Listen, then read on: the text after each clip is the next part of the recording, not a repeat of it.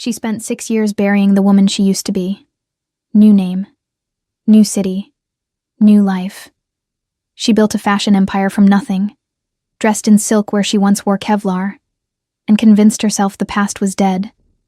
Then, at a black tie gala in London, a bodyguard reached for her shawl, and everything she had buried clawed its way back to the surface, because he recognized the tattoos on her shoulders.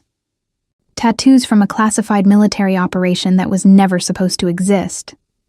An operation that got 3 of her teammates killed. An operation funded by technology sold by the empire of the very man she was falling in love with. This is the story of Celeste Morgan and Sung Ho Yoon, and the night a silk shawl hit the floor and set the truth on fire. If you're new here, hit that subscribe button and turn on notifications so you never miss the next story. And drop a comment below. Tell me, would you trust someone whose family destroyed your past, even if they didn't know? Let's get into it. The chandeliers inside the Victoria and Albert Museum threw light like scattered diamonds across the marble floors. Outside, London was buried under the first real snowfall of December 2026, the kind that silenced traffic and softened every edge of the city into something painterly and still. Inside, 300 of the most influential people in European philanthropy milled between champagne flutes and auction displays, their voices a low hum beneath the vaulted ceilings. Celeste Morgan arrived at exactly 7:15. Not fashionably late, strategically timed. Early enough to be seen by the right people, late enough that her entrance would land in a room already warm with conversation. She wore a gown from her own label, Maison Soleil, midnight fabric that caught the light only when she moved, as if the dress itself was deciding when to be noticed. A silk shawl draped across her shoulders and upper back, elegant and deliberate, the way everything about Celeste was deliberate. She moved through the room the way she moved through every room, with the quiet authority of someone who had learned, long ago, to read a space before stepping into it. Entry points, exit routes, clusters of people, and the gaps between them. Most guests read a gala as a party. Celeste read it as a perimeter. Old habits. The kind that lived in muscle memory and refused to die no matter how many seasons of couture she draped over them. Maison Soleil was 5 years old and already being whispered about in the same breath as Jacquemus and Nancy Dojaka, a rising house built on draping, texture, and an almost architectural understanding of how fabric could armor a body while making it look effortless. Fashion journalists loved the mystery of it.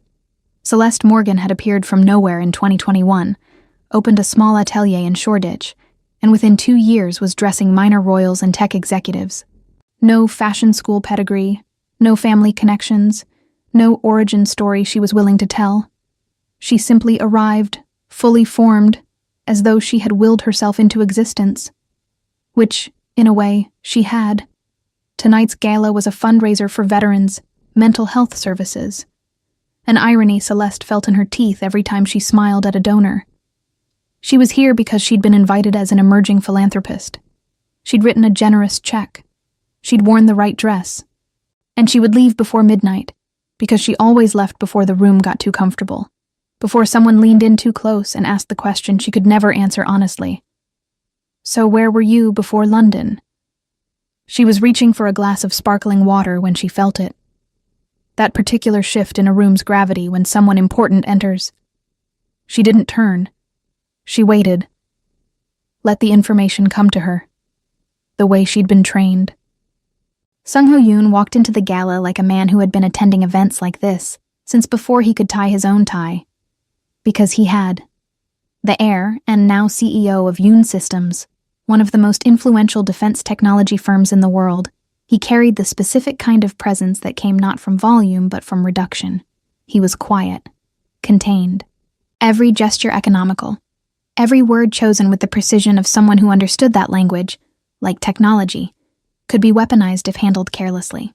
At 34, he had spent the last 4 years reshaping Yoon Systems from his late father's Cold War-era defense contractor into something he could believe in: ethical security infrastructure, AI-driven threat detection, transparency protocols that had made him deeply unpopular with half the board and deeply admired by the other half.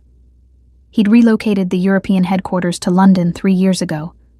The move was strategic, but the city had grown on him. The rain. The formality. The way Londoners left you alone unless you specifically asked to be bothered. He noticed Celeste before they were introduced. Not because of the dress, or the way the room shifted around her, but because of a small thing. She had positioned herself with her back to a column, a clear sightline to both exits.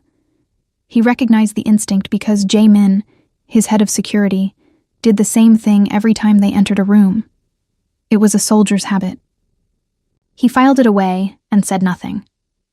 They were introduced by the gala's host, Lady Ashworth, a 70-year-old patron of veterans, charities, whose enthusiasm for matchmaking rivaled her enthusiasm for philanthropy. Sung-ho, you must meet Celeste Morgan. She's the genius behind Maison Soleil. And Celeste, darling, Sung-ho has been the most generous donor to tonight's cause for 3 consecutive years. I suspect the two of you will find each other interesting. There was a beat of silence, the kind that most people rushed to fill, but that neither of them did. Celeste extended her hand. Sung-ho took it. The contact lasted precisely 2 seconds, but something in those 2 seconds rearranged the molecules in the air between them. Maison Soleil. Celeste let the name sit for a moment before responding. I started it because I wanted to build something that made people feel protected and beautiful at the same time. Those 2 things shouldn't be mutually exclusive. Sung-ho tilted his head slightly. That sounds like it could be a mission statement for my company as well. She almost smiled. Almost. Your company protects people with surveillance systems. Mine protects them with silk. I think there's a meaningful difference. You'd be surprised how thin the line is. They talked for 20 minutes. Then 30. The conversation moved with the rare ease of 2 people who were both accustomed to controlling conversations and who had both, without quite deciding to, stopped. She was sharp, witty in a way that didn't perform. The humor arrived quietly, almost as an afterthought, and was funnier for it. He was precise, but not cold. There was warmth underneath the control, and she could feel it the way you feel the sun through an overcast sky, diffused, but undeniably there. She asked about his work. He answered carefully but honestly, which she recognized because she knew what careful honesty sounded like. She practiced it every day. He asked about hers. She told him about fabric, about the mathematics of draping, about how a single seam placed 2 centimeters higher could change the entire emotional register of a garment.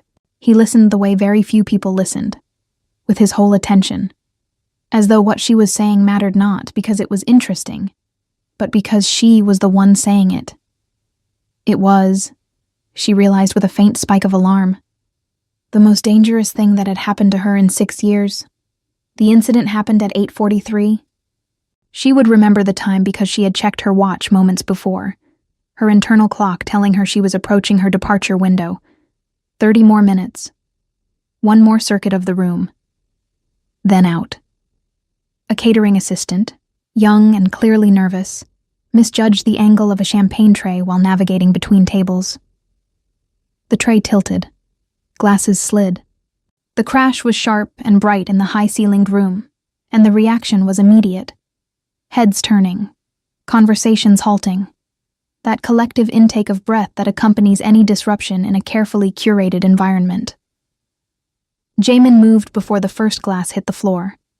At 37, he was Sung-ho's shadow, head of personal security for the past 4 years, a former Special Forces operative with the Republic of Korea Army's 707th Special Mission Group. His job was to assess threats before they materialized, to put his body between Sung-ho and anything that didn't belong. He was very good at his job. He surged forward, stepping between Sung-ho and the falling tray, his shoulder colliding with Celeste, who had been standing just to Sung-ho's left. The contact was brief, but decisive. His arm caught the edge of her shawl.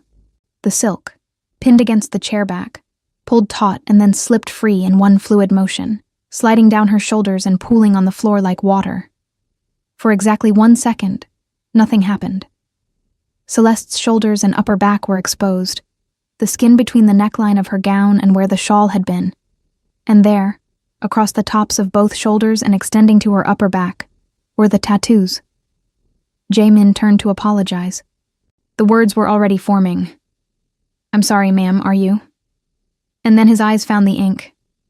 His mouth closed. His body went still in the way that only a trained operative's body goes still. Every system switching from social mode to threat assessment in a fraction of a heartbeat. He knew those marks. The angular geometric pattern across the left shoulder, the unit insignia of Joint Task Force Nightfall, a multinational counterterrorism operation so classified that its very existence was denied by every government involved. The series of small symbols trailing down the right shoulder blade, mission markers, 5 of them, each one representing an operation completed. And below them, a single broken circle, the mark given to operatives who had been disavowed. Jae-min had the same insignia on his own shoulder. He had earned it in the same unit, during the same years, in the same forgotten corners of Eastern Europe, where the rules of engagement were whatever kept you alive until extraction. His eyes traveled from the tattoos to her face, and in that moment, recognition hit him like a bullet he hadn't seen coming. The bone structure, the way she held herself, the particular quality of stillness that he had only ever seen in one other person, a woman he had known by a code name, not a name, a woman he had been told was dead. Spectre. Celeste saw the recognition arrive. She watched it cross his features the way a cloud crosses the sun. Sudden, total, and impossible to ignore. She knew what he was seeing. She knew because she had spent 6 years making sure no one would ever see it. The shawls, the high-backed dresses, the strategic positioning. Every choice she made in how she dressed and how she moved was designed to keep those marks covered. And now, in one clumsy second, all of it was undone. She did not panic. Panic was a luxury she had surrendered a long time ago.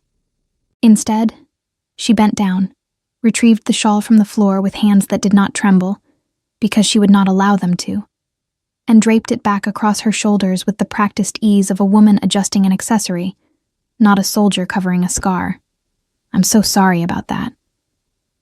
She directed the words at Sung-ho, not at Jae-min. A graceful pivot, the kind of social misdirection that looked like manners. Sung-ho waved it off. "No harm done? Are you all right?" "Perfectly fine." But the air between Celeste and Jae-min had changed. It was charged now, dense with the weight of a shared history that neither of them could acknowledge in this room, at this event, among these people. Jae-min stepped back into his position behind Sung-ho. His face betrayed nothing, but his eyes followed Celeste for the rest of the evening with the focus of a man who had just seen a ghost sit down at the dinner table. Celeste left the gala at 9:15, earlier than planned. She walked through the museum's great hall with measured steps, nodded at 2 acquaintances, collected her coat, and stepped into the snow-covered courtyard where her car was waiting. She climbed into the back seat, closed the door, and sat in the dark. Then, and only then, did her hands begin to shake. 6 years. 6 years of silence, of careful construction, of becoming someone new. And a clumsy waiter and a loyal bodyguard had cracked the foundation in less than a second. She pressed her palms flat against her thighs and forced her breathing into the 4-count pattern she hadn't used since her last operation. 4 seconds in, 4 seconds hold, 4 seconds out, 4 seconds hold. The car pulled away from the museum and into the London night. In a service corridor behind the main hall, Jae-min stood with his back against the wall, his phone in his hand. The screen glowed against his face. He typed a message to a secure contact he hadn't used in 4 years, a former intelligence officer who still had access to personnel files that officially didn't exist. The message was 3 words: "Spectre is alive." He stared at the words for a long time. Then he pressed send. 4 days passed before Jae-min found her. 4 days of silence that Celeste spent waiting, not passively, the way civilians wait, but actively, the way operatives wait. She swept her atelier for surveillance devices, She varied her route to work each morning. She checked the faces on the street with the peripheral awareness she thought she'd retired. The old reflexes came back so easily it frightened her. 6 years of building a new woman. And the soldier underneath was right there, coiled and ready, as though she'd only been sleeping.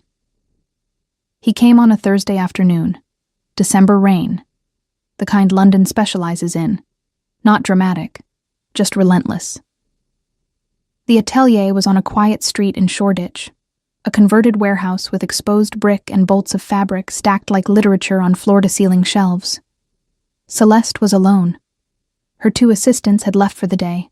She was pinning a toil on a dress form when the door opened, and she knew before she turned around that it was him. She knew because the air changed.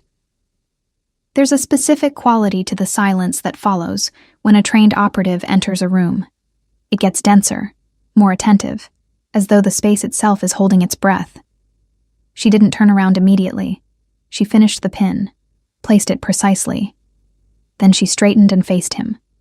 Jamin stood just inside the door, rain darkening the shoulders of his coat.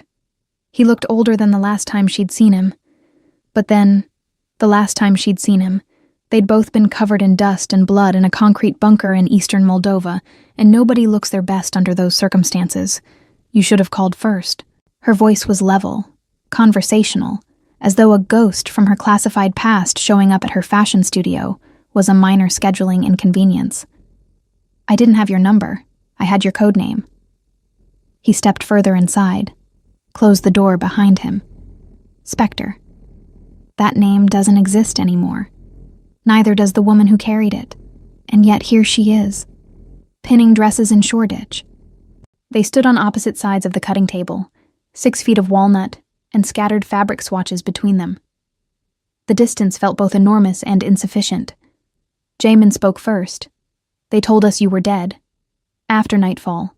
After everything went sideways. Command said the team was lost. All of them, including you.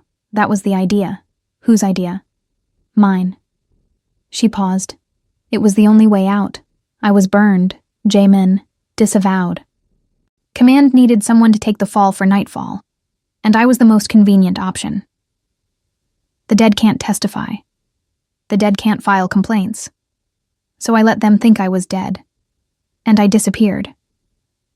He absorbed this. She could see him processing. The slight tension in his jaw. The way his eyes moved as though reading an internal document. You've been here the whole time. Building this. He gestured at the atelier.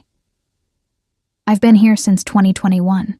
I used my severance, what little of it there was, and a skill set that turns out to transfer surprisingly well. Pattern recognition, spatial awareness, the ability to construct something from raw materials under pressure. She almost smiled. It turns out fashion and fieldwork have more in common than you'd think. Why are you near him? The question landed like a stone in still water. Near Sung-ho. I'm not near him. I was at a gala. He was at the same gala. That's proximity, not intention. Jamin's gaze was steady. He's my principal, my responsibility. If there's any threat, I am not a threat to Sung-ho Yoon. Celeste's voice sharpened. The edges of the old command tone surfaced without her permission. I didn't know he would be there. I didn't know who he was until Lady Ashworth introduced us. I am a fashion designer who was invited to a charity event. That is the whole story. He studied her for a long moment. Then he nodded, not with certainty, but with the provisional acceptance of a man who trusts his instincts and whose instincts are telling him she's telling the truth. If anything changes, if anything about your presence puts him at risk, I will tell him everything. I understand. He turned to leave. At the door, he paused. For what it's worth, I'm glad you're alive. The door closed behind him. Celeste stood in the silence of her atelier, surrounded by fabric and form and the life she had built stitch by stitch, and felt the past pressing against the walls like floodwater against a dam. Sung-ho called the next morning. The number appeared on her phone screen. Unknown, but she answered because her instincts told her it wasn't a threat. She was right, though the voice on the other end posed a different kind of danger entirely. "Miss Morgan, this is Sung Ho Yoon. We met at the V&A gala. I hope I'm not overstepping by calling directly. Lady Ashworth was kind enough to share your number." Celeste leaned against her workbench and closed her eyes. Of course, Lady Ashworth had. That woman operated with the strategic precision of a NATO commander and the subtlety of a sledgehammer. "You're not overstepping. Though I may need to have a conversation with Lady Ashworth about data privacy." A pause. Then, was that a joke? Was that surprise?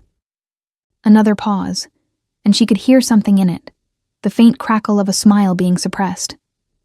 "I'm calling because I have a proposition, a professional one. Yoon Systems has an annual summit in February.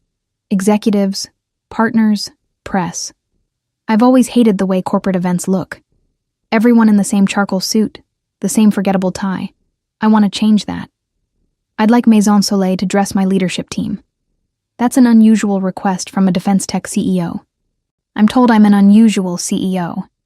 The contract was real, and it was generous."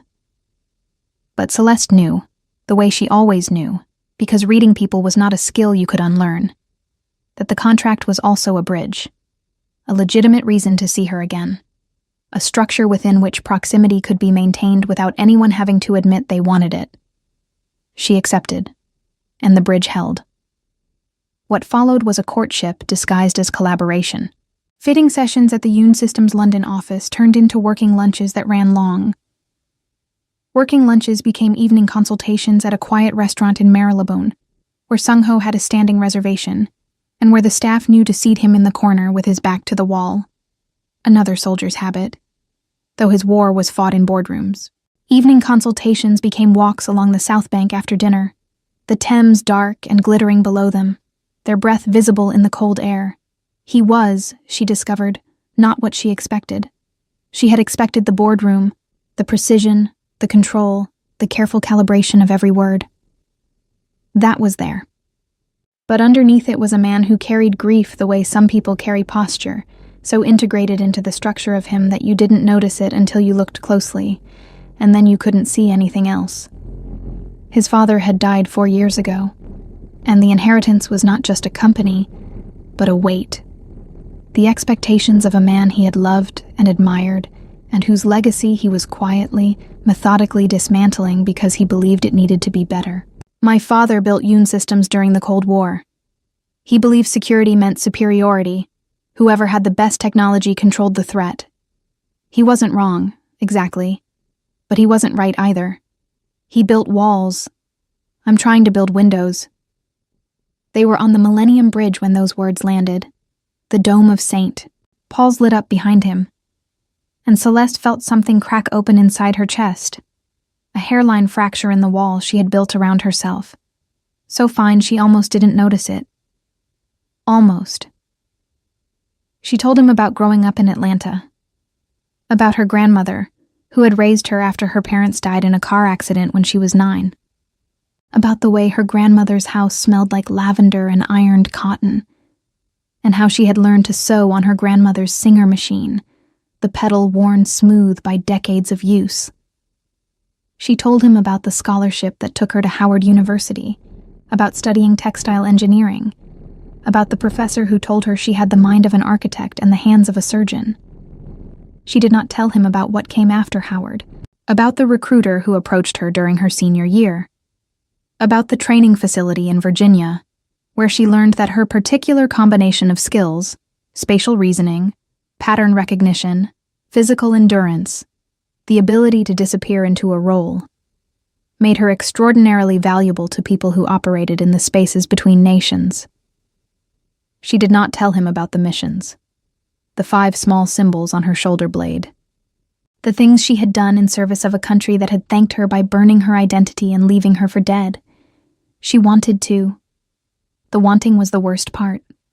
It sat in her throat every time he looked at her with that quiet, total attention. Every time he asked a question that came within inches of the truth. She wanted to open her mouth and let the whole story fall out. The blood and the betrayal and the running and the reinvention. But the story was a grenade, and she couldn't pull the pin without destroying everything within the blast radius, including him, including whatever this was becoming between them. So she swallowed it, and she smiled. And she let him walk her to her car, and she let herself feel his hand on the small of her back, light and warm and devastating. And she went home and sat in her dark apartment and wondered how much longer she could hold two lives in her body before one of them broke. Jamin, meanwhile, could not leave it alone. The soldier in him, the same instinct that made him check rooms and run backgrounds and place himself between Sung-ho and the world, would not let him file Celeste Morgan under resolved and move on. Something about Nightfall had never sat right with him. The official story was that the operation had been compromised by an intelligence leak. Someone inside the task force had sold their positions to the targets. 3 operatives died. Celeste, Spectre, was blamed, disavowed, and declared dead. Case closed. Except Jamin had been on the ground that night. He had seen the precision of the ambush, not the sloppy, reactive violence of someone acting on a tip, but the calculated, technology-assisted targeting of someone who knew exactly where every member of the team would be, in real time, down to the meter. That kind of tracking required hardware. Satellite-linked geolocation systems, encrypted signal triangulation, the kind of technology that wasn't available on the black market in 2020. It was proprietary, military grade, and it had to come from somewhere.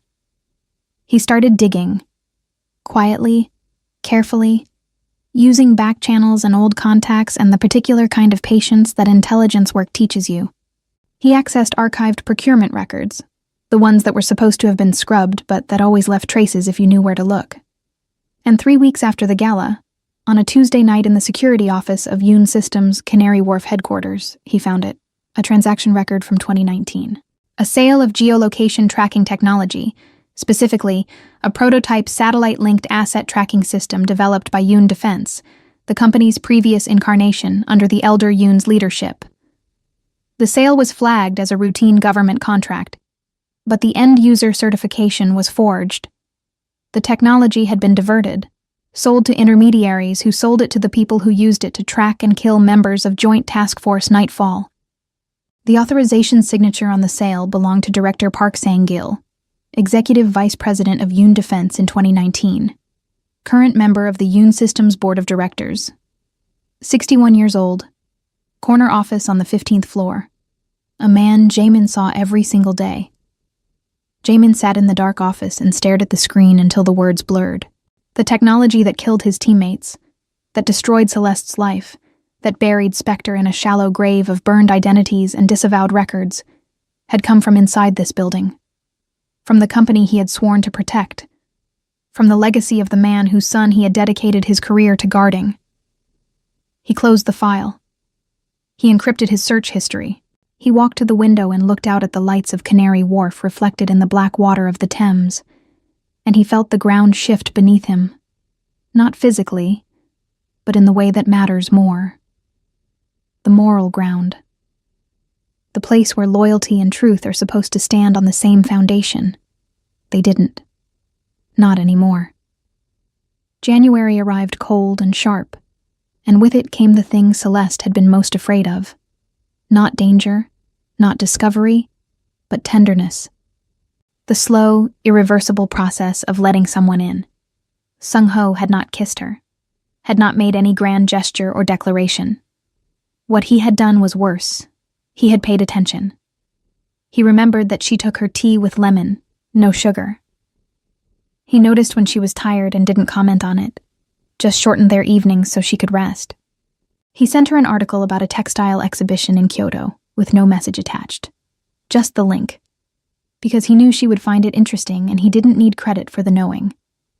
He was, she realized, courting her the way a man courts a woman when he has decided she is not a conquest but a person, with patience, with respect, and with the quiet confidence of someone who has calculated the odds and is willing to wait. It terrified her. The first night they spent together was in late January, at his flat in Kensington. It was not planned. She had come for dinner. He cooked, which surprised her. a Korean stew his mother had taught him before she passed. And afterward they sat on the sofa with wine and talked about nothing and everything. The way people do when the talking is really about proximity, about closing the distance between two bodies that have been circling each other for weeks. He told her about his father. Not the CEO, not the legacy, the man. The father who taught him to play piano and then never came to a single recital because there was always a board meeting, always a crisis, always something more important than a boy at a keyboard. The father who died of a heart attack in his office at 62 alone, surrounded by the empire he had built at the cost of everything else. Sung-ho's voice did not crack when he told this story. It did something worse. It went very, very quiet, as though the volume was the only thing he could control. I inherited everything he built, and I have spent every day since trying to make it into something he would have been too afraid to build himself. Something honest.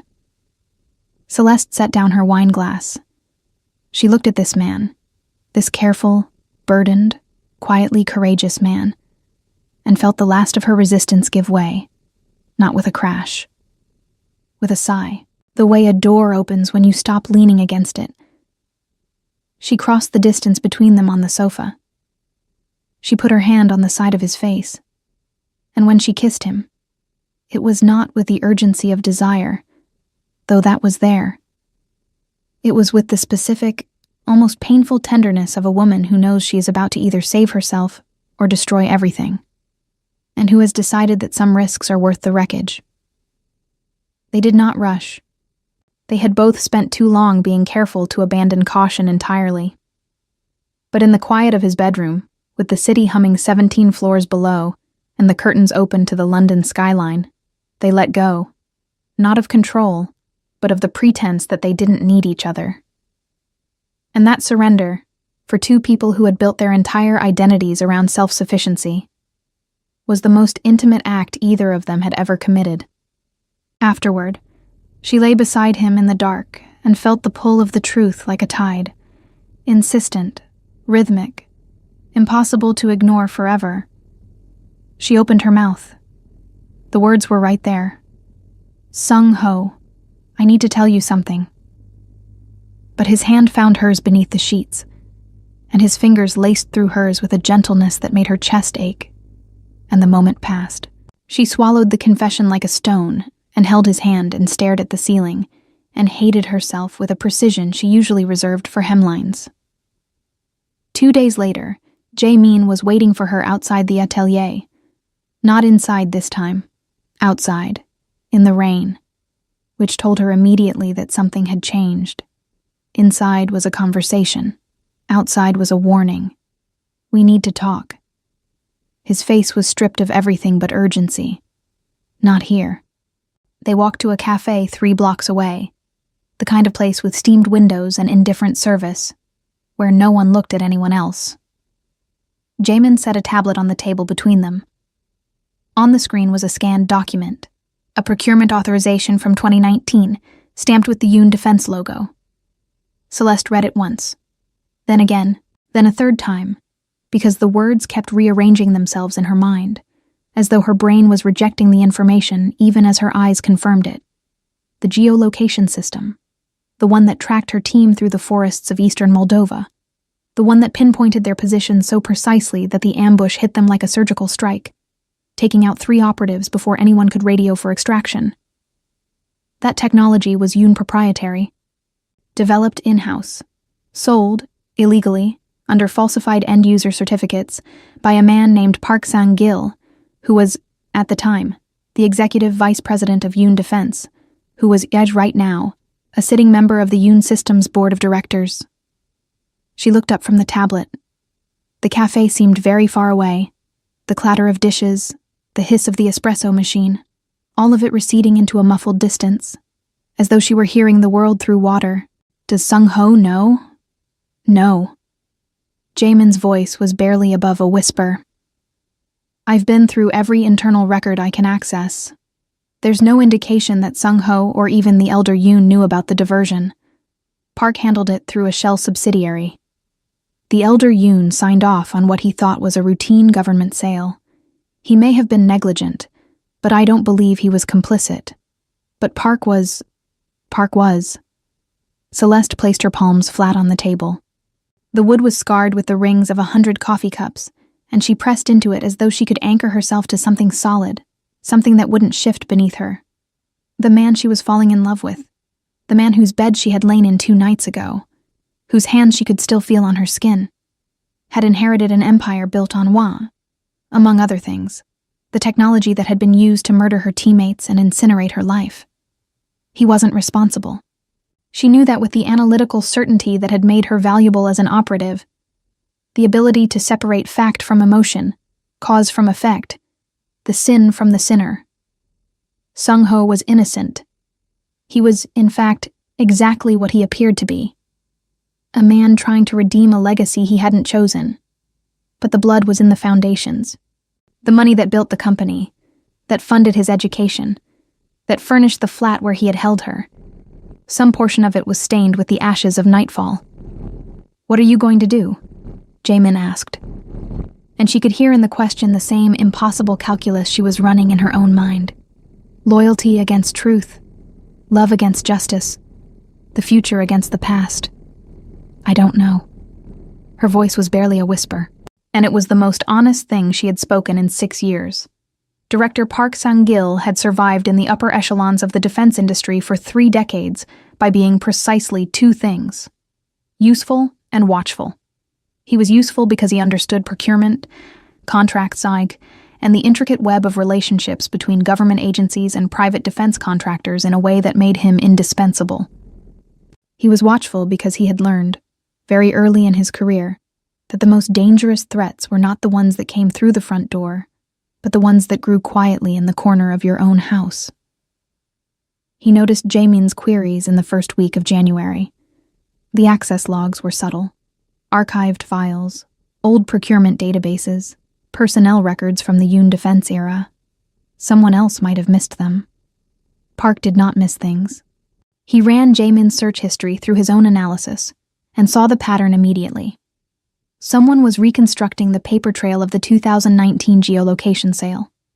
He activated the internal security cameras, reviewed footage, and found what he was looking for.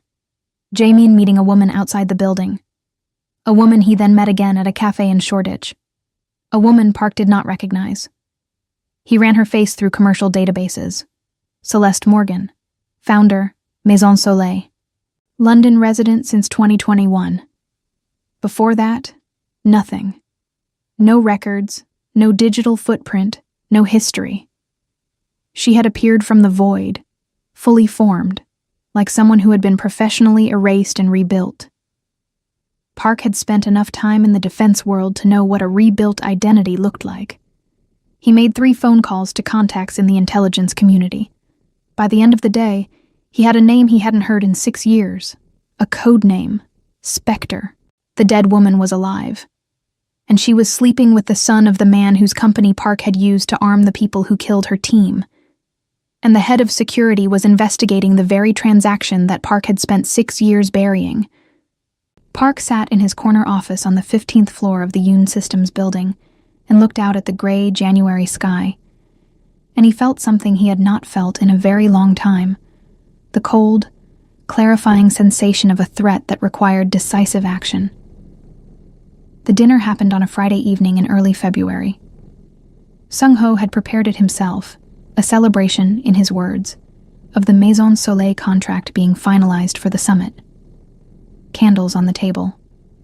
Wine from a Burgundy vineyard he'd visited with his mother as a child. Music, something quiet, classical, the kind of thing that fills silence without competing with conversation. Celeste arrived and saw the effort he had made, the care in every detail, the vulnerability of a man who does not often let people into his private space, choosing to let her in, and felt the weight of her secret like a physical thing, pressing on her sternum, making it difficult to breathe. They ate, they talked. He was animated in a way she rarely saw, enthusiastic about the summit, about a new transparency initiative he was launching, about a partnership with a university research lab that would open-source threat detection algorithms. And then, mid-sentence, he stopped mid-sentence, and what came next stopped her heart. My father wasn't perfect. I know that. But the foundation he built, the core of what Yoon Systems is, that came from a genuine belief that technology could protect people. I want to honor that, not blindly, but honestly. I want to look at everything he built and say, this part we keep, this part we fix, and this part we let go. That's what integrity looks like to me. Not pretending the past was clean, but choosing to make the future cleaner. The words landed with such earnestness, such unguarded sincerity, that Celeste felt something inside her snap, not break, but snap, the way a branch snaps when it's been bent too far. She stood up from the table, the chair scraped against the hardwood floor. Are you all right? He was on his feet immediately, concern replacing enthusiasm. I need air. I'm sorry. I need a minute. She walked to the balcony. The London night stretched out below her. Wet streets, headlights, the city going about its business with the indifference of a metropolis that has seen everything and is impressed by nothing. She gripped the railing and breathed, and felt the truth clawing at her throat like a living thing. She couldn't tell him. Not tonight. Not like this, with candles burning and wine poured and his heart open on the table like a gift she didn't deserve. She went back inside. She smiled. I'm fine. Just the cold. And she kissed him, and the kiss tasted like a lie, and she hated every second of it, and she could not stop. She left at midnight. The snow had started again, thick and quiet, blanketing the city in white. She walked 3 blocks before getting into her car, not because she needed the air, but because she needed to feel the cold, needed something external to match the ice spreading through her chest. Her phone buzzed. A message from a number she didn't recognize. We know who you are. Your past is no longer buried. Enjoy your evening, Spectre. She stared at the screen. The snow fell on her shoulders, melting into the fabric of her coat. And for the first time in 6 years, Celeste Morgan felt like Spectre again. Hunted, exposed, and running out of time. In a darkened office on the 15th floor of Yoon Systems, Park picked up a phone and dialed a number from memory. The voice that answered was professional, clipped, and familiar. We have a problem. A legacy issue from the 2019 contract. It's resurfaced, and it's close to the principal. I need it resolved. Quietly. Permanently. He ended the call and turned off the light. The attack on Celeste's reputation came first, not because Park was patient, but because he was strategic. Dead bodies attracted attention. Scandals attracted clicks, and clicks could be weaponized. On a Monday morning in mid-February, 3 weeks before the Yoon Systems summit, the story broke across British tabloids and financial outlets simultaneously, a coordinated leak with the precision of a military operation, because it was designed by a man who understood exactly how to destroy a target without firing a shot. Fashion's mystery woman, who is Celeste Morgan?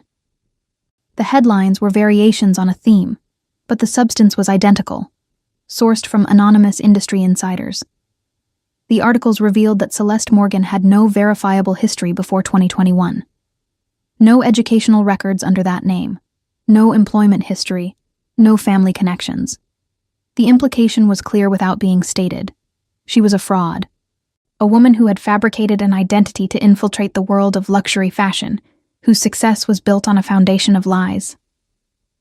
By Tuesday, 3 major clients had suspended their contracts with Maison Soleil, pending clarification. By Wednesday, her assistants were fielding calls from journalists, and the atelier's social media had become a battlefield. By Thursday, a fabric supplier in Italy had put her account on hold. The architecture of her new life, every stitch, every relationship, every hard-won piece of credibility, was being dismantled with surgical efficiency.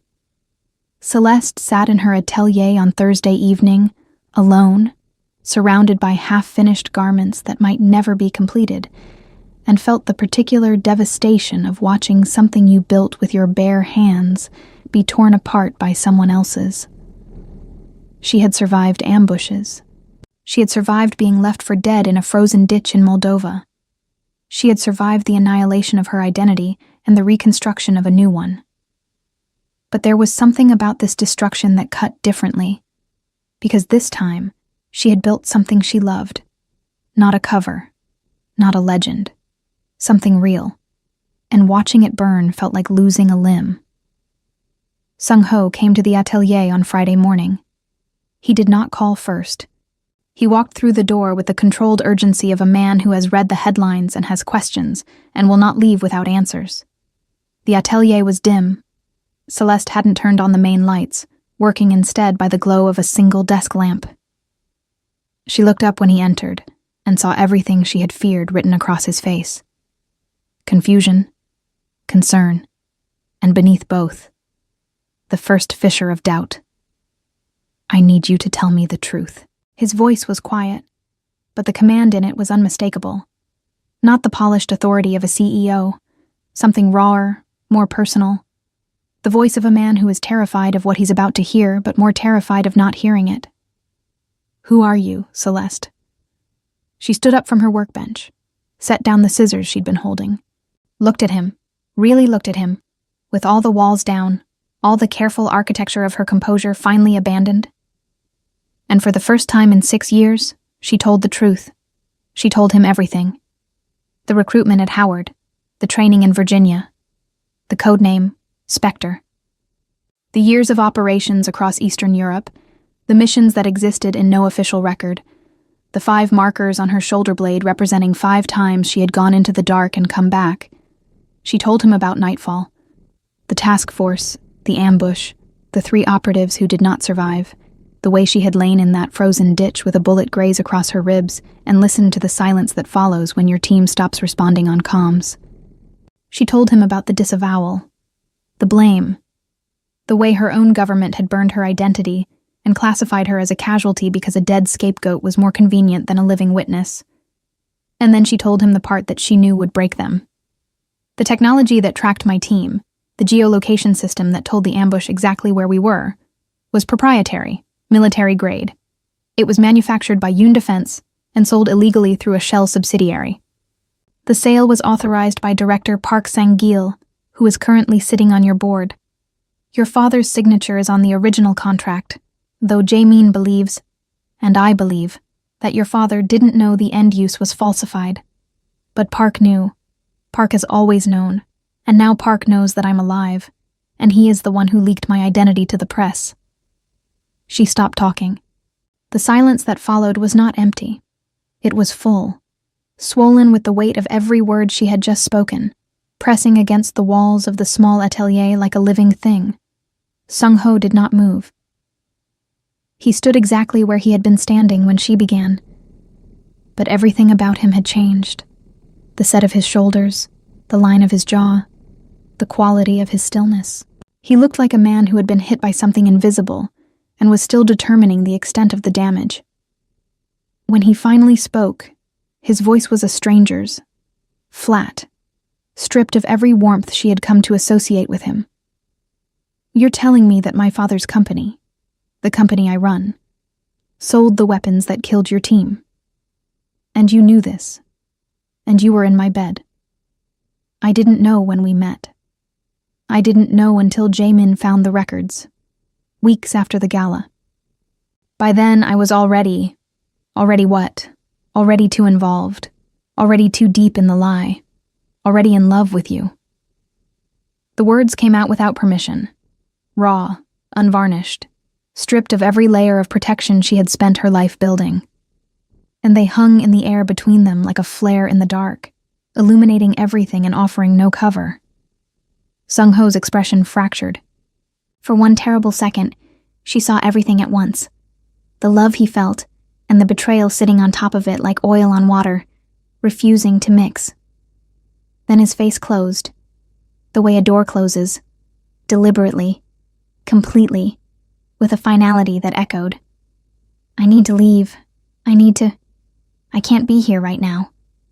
He walked out. He did not slam the door. He closed it with careful, controlled precision, which was worse. the control of a man who is afraid of what he will do if he lets go. Celeste stood in the atelier and listened to his footsteps fade down the stairwell. She did not cry. She had trained herself not to cry years ago, in a facility in Virginia, where tears were treated as a mechanical failure, a system leaked to be identified and repaired. But her body betrayed her anyway. Her hands shook, her vision blurred, and she sank into the chair behind her workbench and pressed her forehead against the cool wood surface and stayed there for a very long time. The attack came 3 days later. Sunday evening. February drizzle. The streets around Shoreditch emptied by the combination of cold and the end of the weekend. Celeste was locking the atelier. She had come in to pack samples, to try to salvage what she could of the business before it collapsed entirely, when she heard the footsteps. 2 sets. Approaching from opposite ends of the narrow street. Coordinated. Her body recognized the pattern before her mind did. Pincer movement. Standard extraction formation. 2 operators, converging on a single target. She dropped her keys into her coat pocket, freeing her hands. Her pulse elevated but did not spike, a distinction that separated trained operatives from civilians in moments of crisis. She assessed her options in less than 2 seconds. The street was too narrow for evasion. The atelier door was already locked, and the nearest populated area was 2 blocks north. The first man reached her before she could move. He was fast, professional, not street level. She caught his wrist as he grabbed for her arm, redirected his momentum, and drove her elbow into his solar plexus. The technique was 6 years old, but her body remembered it like a prayer, instinctive, precise, and savage. He folded. The second man was smarter. He came in low, targeting her legs, trying to take her down to the pavement where size and weight would give him the advantage. She pivoted, used the wall of the building as leverage, and brought her knee up into his jaw. The impact reverberated through her leg. He staggered back. She ran, 2 blocks north, then east, then south, a zigzag pattern designed to break pursuit in an urban environment. She was faster than she remembered, the adrenaline stripping away 6 years of civilian softness and revealing the operational architecture beneath. But she was also out of practice, and the second man was not done. He caught her at the corner of a side street, slamming her into a parked car. Pain exploded through her shoulder, the left one, the one with the unit insignia, and she felt something tear.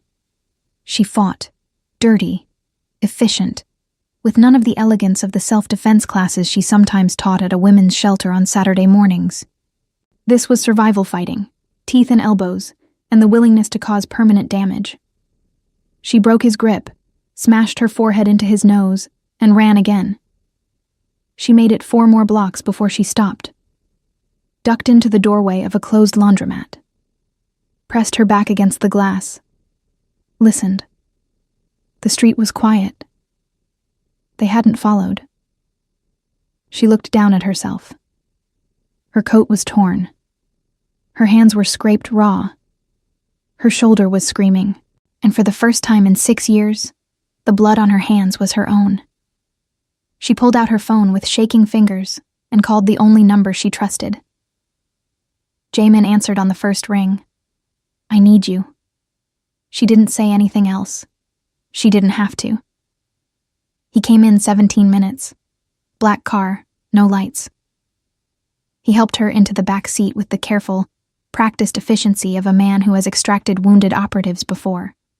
He drove her to a safe house in Hampstead, a flat he maintained off the books, because men like Jamin always had a contingency. He cleaned and bandaged her shoulder. It was a muscle tear, not a dislocation, painful, but functional. He gave her painkillers and water and a blanket, and then he sat across from her and said the thing that had been building inside him for weeks. "I have to tell him. All of it. Park is trying to kill you, which means he's willing to go to any length to protect himself, and that makes him a direct threat to Sung-ho. He is my principal. I can't protect him from a threat he doesn't know about." Celeste closed her eyes. The painkillers were beginning to blur the edges of the world, but the clarity of the situation was immune to medication. "Tell him." She opened her eyes. "Tell him everything." Jamin drove to Kensington at 11 p.m. He found Sung-ho in his study, a room that, in the 3 weeks since Celeste's revelation, had become the place where Sung-ho sat and tried to reconcile the woman he loved with the truth she had told him. He had not succeeded. The love and the betrayal were still sitting side by side, refusing to integrate, like two chemicals that would explode on contact. Jamin stood in the doorway. "Sir, I need to report a threat to your safety." And he told him. Not Celeste's version, shaped by heartbreak and self-preservation. The security briefing, clinical, documented, irrefutable. The 2019 sale, the falsified end-user certificates, the Shell subsidiary, Park's authorization signature, the connection to Nightfall, the 3 dead operatives, the deliberate framing of Spectre, the media leak, and, as of 3 hours ago, the attempted abduction of Celeste Morgan by operatives Park had contracted. Sung-ho listened without interrupting. When Jamin finished, the room was very quiet. You knew. Sung-ho's voice was barely audible. You knew about the sale, about Park. For how long? Since late December. I should have told you sooner.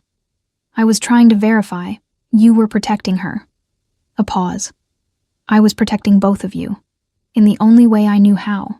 Sung-ho stood. He walked to the window and looked out at the Kensington street below, the parked cars, the iron railings, the bare trees lit by street lamps, all of it achingly ordinary in a world that had just revealed itself to be anything but.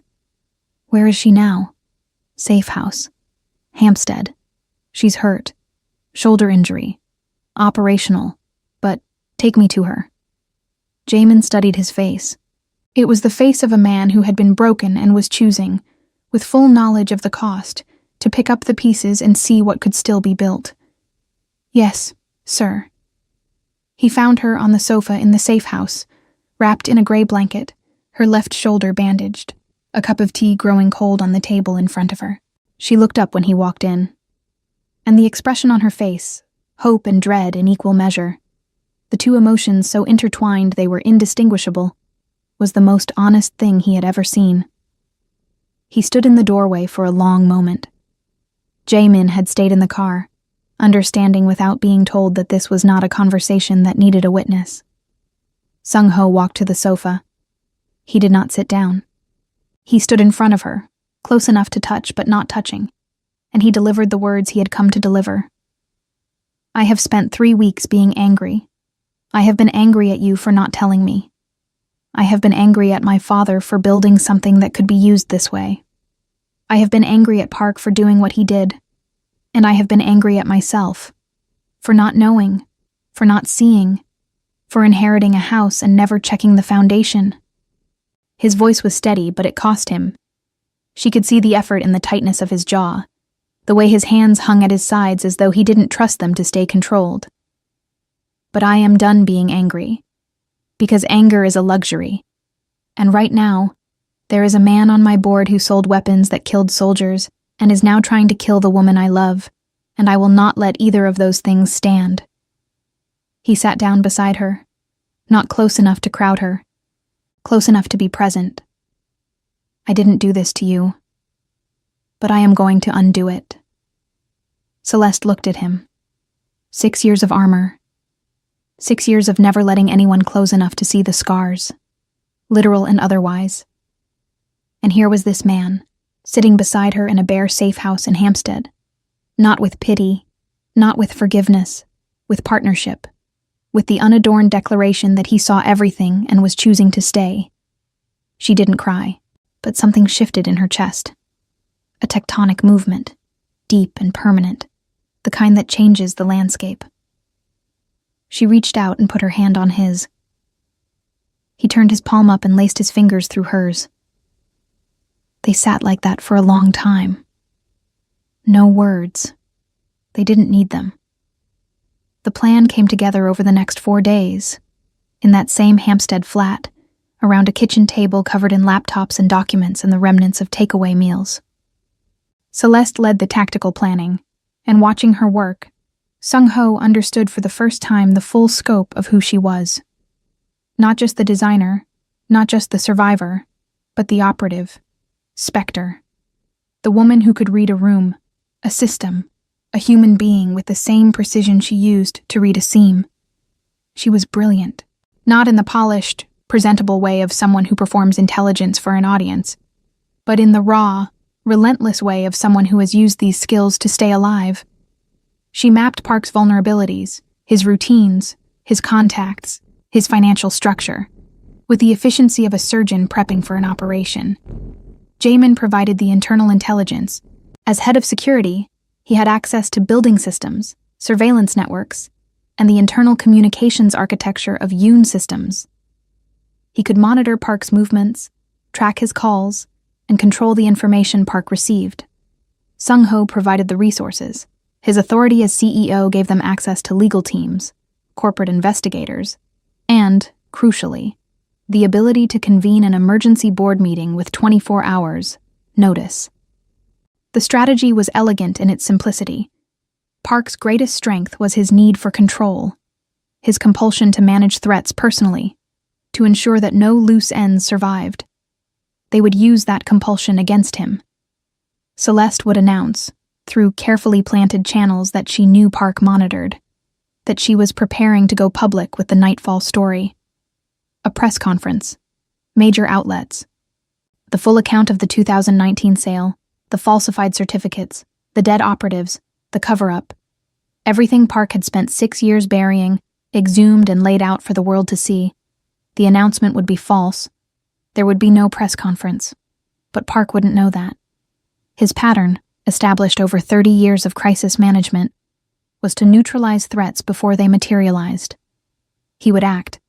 He would move to stop the press conference, using the same channels and contractors he had used to attack Celeste's reputation and to send the operatives to Shoreditch. And when he did, they would be watching, recording, documenting every move in real time. "It's a trap," Celeste said, laying out the final elements on the kitchen table. "And the bait is me." Sung-ho looked at her. His expression was the one she had come to associate with his most difficult decisions, the one where every part of him was calculating simultaneously. "I don't like using you as bait. You're not using me. I'm volunteering." She met his eyes with the calm ferocity that was... He was beginning to understand, the core of who she was. "This is my operation. Sung-ho. My past. My team's blood. I started this fight 6 years ago when I chose to survive. Let me finish it." He held her gaze for a long moment. Then he nodded. "Okay, but we do this together, all three of us. No one operates alone." Jamin, standing by the window with his arms crossed, allowed himself the smallest flicker of something that might have been admiration. "Yes, sir." The night of the operation was February 26th, 2 days before the Yoon System Summit. The venue they had chosen for the fictional press conference was a private event space in Mayfair, rented under the name of a freelance journalist Celeste had cultivated as a front. The space was wired. Jamin had installed cameras in every room, every corridor, every exit point. Sung-ho's legal team was on standby. A private security firm, vetted by Jamin personally, composed entirely of former military, was positioned at strategic points around the building. At 7 p.m., Celeste walked into the event space. She was alone. Visibly alone. That was the point. She needed to look vulnerable, accessible, like a target that could be reached. She waited in the main room, standing by a lectern that would never be used for the speech that would never be given. The room was warm. The lights were bright. And for the first time since she'd left the service, she felt the familiar, terrible clarity of an operative on mission. Every sense heightened, every thought sharpened to a blade's edge, the world reduced to geometry and timing. Park's people arrived at 7:22. 2 men, the same profile as the Shoreditch operatives, professional and efficient. They entered through the service entrance, which Jamin had deliberately left unsecured. They moved through the corridor toward the main room, and every step was captured, high definition, time-stamped, admissible. Jamin intercepted them in the corridor. He was not gentle. 4 years of protecting Sung-ho had kept his skills sharp. and 6 years of guilt over nightfall had given him a fury he had been saving for exactly this moment. The confrontation was brief, decisive, and ended with both men restrained and their communications devices confiscated. On those devices, Jamin found what they needed: encrypted messages from a contact linked directly to Park's personal phone, instructions to prevent the press conference, authorization to use force if necessary, a digital trail that led, unmistakably, to the 15th floor corner office in Canary Wharf. Simultaneously, Sung-ho was in that very building. He had called an emergency board session under the pretext of pre-summit strategy. Park was in the room. He had to be, because refusing would have raised suspicion. Sung-ho waited until the agenda items were cleared, and then he deviated from the script. He presented the evidence: the 2019 sale, the falsified certificates, the Shell subsidiary, the connection to the Nightfall ambush. He presented it not as an accusation, but as a disclosure. The CEO of Yoon Systems informing his board that a legacy transaction from the company's previous incarnation had been identified as potentially criminal, and that the board member who authorized it was in the room. Park's face did not change. That was the thing about men who had spent 30 years managing crises. They had learned to keep their expressions neutral the way soldiers had learned to keep their hands steady. But his eyes shifted. The micro-movement of a man who is rapidly recalculating and discovering that every exit is blocked. He denied it. Of course he denied it. A fabrication, a power play, a disgraceful attempt to undermine a loyal servant of the company. And he might have sold it. Park was, above all, persuasive. Except that at that exact moment, Jamin's evidence arrived on every board member's tablet simultaneously. The camera footage, the encrypted messages, the contractor communications, the digital trail, laid out in irrefutable detail. The room went very still. Park looked around the table at the faces of people he had worked beside for years, and saw, one by one, the verdict forming. Not in their words. None of them spoke. In their eyes, the way they looked at him, and then looked away. The small, involuntary recoil of people who have just discovered they have been sitting next to a bomb. The board voted unanimously to suspend Park pending a full investigation. Security escorted him from the building. The Metropolitan Police, contacted by Sung-ho's legal team an hour earlier, were waiting in the lobby. Park was arrested on charges related to illegal arms trafficking and conspiracy. He did not resist. He walked to the police car with his back straight and his face empty. The posture of a man who has finally run out of moves. Celeste was still in the Mayfair event space when Sung-ho called. She answered and heard his voice, exhausted, raw, but unmistakably relieved. "It's done." 2 words. She closed her eyes and leaned against the lectern and let them wash over her like warm water. It's done. 6 years of running, of hiding, of holding the truth in her body like shrapnel. And it was done. She didn't say anything for a long moment. When she spoke, her voice was steady. "Come find me." He did. The aftermath unfolded over weeks, and it was neither clean nor simple. Real endings never are. Sung-ho held a press conference in early March, standing behind a podium in the Yoon Systems atrium. Every camera in London pointed at his face. He disclosed the 2019 transaction publicly. He acknowledged that the technology developed by his father's company had been illegally diverted and used in an operation that cost the lives of military personnel. He did not minimize. He did not deflect. He stood in front of the world and said, plainly, that this was a failure of the institution he led, that the individuals responsible were being held accountable, and that Yoon Systems would cooperate fully with every investigation. The press called it unprecedented. A defense CEO publicly acknowledging a corporate atrocity. The stock dipped for 48 hours and then recovered, because the market, for all its cynicism, occasionally rewards honesty. 3 board members resigned in solidarity with Park and were not replaced. The remaining board, restructured and sobered, approved every reform Sung-ho had been pushing for years. The walls came down. The windows went in. Celeste's story emerged as part of the broader investigation. Not all of it, not the classified details, but enough. The woman behind Maison Soleil was a decorated veteran who had been wrongly disavowed and who had rebuilt her life from nothing. The press, which had been so eager to tear her down 3 weeks earlier, now fell over itself to build her back up. The narrative was irresistible. The woman who had gone from Kevlar to couture, who had survived betrayal by her own government, and emerged not as a victim, but as a creator. She did a single interview. One. A long-form piece with a journalist she respected, in which she spoke about Nightfall in the broadest terms: the service, the sacrifice, the abandonment. She did not name herself as Spectre. She did not detail the operations.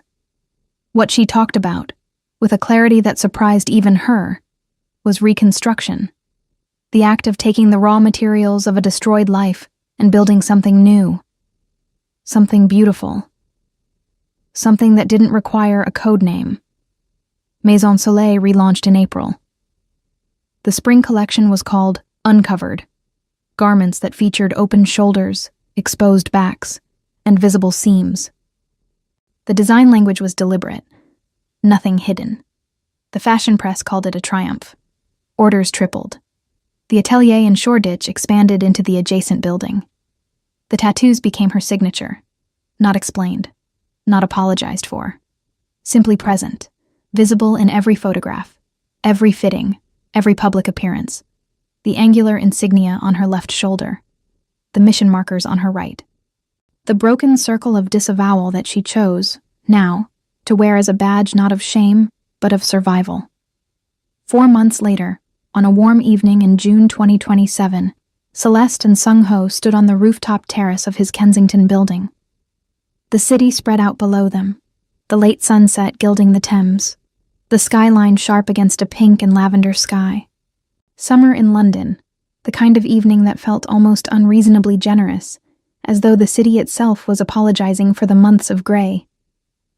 She was wearing a dress from the Uncovered collection, shoulders bare, the tattoos visible in the warm light. She was not wearing a shawl. She would never wear a shawl again. Sung-ho stood beside her, his jacket off, his sleeves rolled to the forearms, looking out at the city he had chosen and the life he was rebuilding. They had been through something that most relationships would not survive. The kind of truth that dissolves the ground you're standing on and forces you to find out whether you can build something on the rubble. They had built something, not perfect, not unmarked, but solid. True. The kind of foundation that holds because it has already been tested. I have something for you. He reached into his pocket and pulled out a small box, not a ring box, something flatter, wider. She opened it. Inside, set against dark velvet, was a pendant, a circle, whole and unbroken, made of hammered gold. Simple. Elegant. The opposite of the broken circle on her shoulder blade. She looked up at him. Her eyes were bright. You told me once that you build things that make people feel protected and beautiful at the same time. He reached for the pendant and held it up to the light. I wanted to give you something that does the same. She let him fasten it around her neck. The gold sat warm against her collarbone, catching the last of the sunlight. She put her hand over it and felt the weight, small but present, the way the best commitments are. He pulled her close. She leaned into him, not collapsing, not surrendering, but choosing. The choice of a woman who had learned the difference between hiding and resting, between armor and intimacy, and who had decided, after 6 years of surviving alone, that she was done with alone. They stood like that as the sun went down. Two people who had met over a fallen shawl and a shattered secret, and who had chosen, against every rational calculation, to trust each other with the jagged, beautiful truth of who they were. Behind them, the rooftop door opened quietly. Jamin stepped out, checked the perimeter with a glance that was pure habit, and then stopped. He looked at the two of them standing together in the golden light, the man he had sworn to protect and the woman he had thought was dead. And for the first time in as long as he could remember, the tension in his shoulders released. He didn't announce himself. He simply stood there, hands clasped behind his back, watching the sunset with the particular contentment of a soldier who has finally completed his mission. And then, because he was Jae-min, and because the moment called for it, and because some things are too good to witness with a straight face, he smiled. The London evening wrapped itself around the three of them like a benediction. The city hummed below. The sky faded from gold to violet to the deep, luminous blue that only comes on the longest days of the year, the kind of blue that feels like a promise. Celeste leaned her head against Sung-ho's shoulder. His arm tightened around her, somewhere, in a file that no longer existed, in a database that had been scrubbed clean. The codename Spectre was listed as deceased, and in a way, it was true. Spectre was gone. What remained was Celeste Morgan, fashion designer, veteran, survivor, lover, standing in the open air with her shoulders bare and her past finally, irrevocably, at rest. No more shawls, no more shadows, just the truth, and the man beside her, and the life ahead, wide open, uncovered, and hers.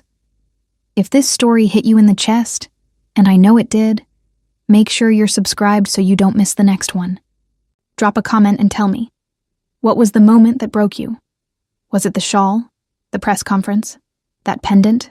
I want to know. See you in the next story.